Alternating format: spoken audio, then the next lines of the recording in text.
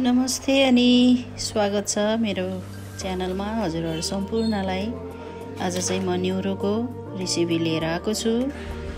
आशा छ यहाँहरुले मन पराइदिनु हुनेछ र मलाई सधैँ यसरी नै माया गरिदिनु हुनेछ।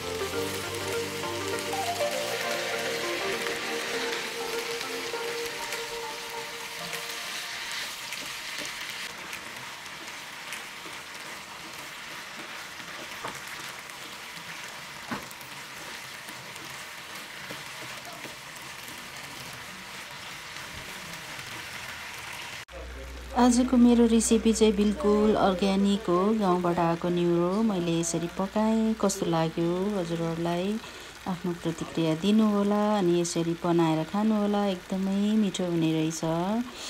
न्युरोको तरकारी रेसिपी हेरेर साथ दिनु भएकोमा धेरै धेरै धन्यवाद। मन परेमा लाइक, कमेन्ट, शेयर गर्नु नभुल्नु होला।